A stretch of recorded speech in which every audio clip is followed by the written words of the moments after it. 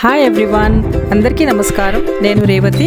Welcome back to rates kitchen. ఈరోజు వీడియోలో rice ఇంకా టిఫిన్స్తో తినడానికి ఉల్లిపాయ పచ్చడి ఎలా చేసుకోవాలో చూపిస్తానండి. చాలా టేస్టీగా ఉంటుంది. ఫ్రిడ్జ్లో పెట్టుకుంటే 2-3 రోజుల వరకు నిలువ ఉంటుంది. వీడియోని లాస్ట్ వరకు చూడండి. నచ్చితే మర్చిపోకుండా ఒక లైక్ చేయండి. మీరు ఇచ్చే ప్రతి ఒక్క వాల్యుబుల్ లైక్ ఈ వీడియోని మరింత బూస్ట్ చేసి ఎక్కువ మందికి రికమెండ్ అయ్యేలాగా చేస్తుంది. కొత్తగా మన ఛానల్ని చూస్తున్న వాళ్ళైతే సులభంగా చేసుకునే రోజువారీ వంటల కోసం మా రేట్స్ కిచెన్ ఛానల్ని సబ్స్క్రైబ్ చేసుకోండి.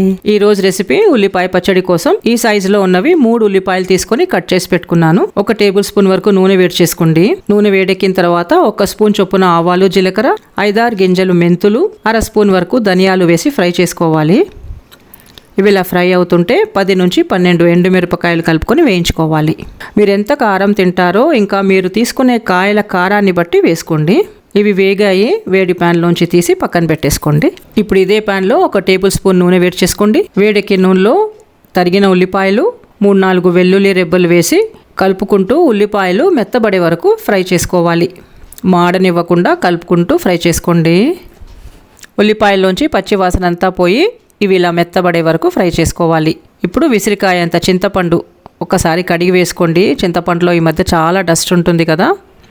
చింతపండు, 1 చిటికెడు పసుపు కూడా వేసుకొని ఉల్లిపాయలతో పాటు 1 నిమిషం వరకు కలుపుకుంటూ ఫ్రై చేసుకోవాలి. 1 నిమిషం తర్వాత స్టవ్ ఆఫ్ చేసేసి పూర్తిగా చల్లారనివ్వాలి. చల్లారిన తర్వాత మిక్సీ జార్లోకి వేయించిన మిరపకాయలు, ధనియాలు వేసి పౌడర్ చేసుకోవాలి. ఇలా నలిగిన తర్వాత ఫ్రై అయిన ఉల్లిపాయలు, మీ టేస్ట్కి సరిపడా ఉప్పు వేసుకొని కొంచెం బరకగా రుబ్బుకోవాలి. ఇలా కొంచెం బరకగా. పచ్చడికి పోపు కోసము 2 స్పూన్ల నూనె వేడి చేసి కొద్దిగా మినప్పప్పు, ఆవాలు వేసి ఈ ఆవాలు ఇలా చిట్లుతుంటే 2-3 వెల్లుల్లి రెబ్బలు కూడా వేసుకొని ఫ్రై చేసుకోవాలి. ఇవి బాగా ఫ్రై అయిన తర్వాత పచ్చడికి కలుపుకుంటే టేస్టీ ఉల్లిపాయ పచ్చడి రెడీ. మరో వీడియోతో కలుద్దాము. Thanks for watching and thank you for your time.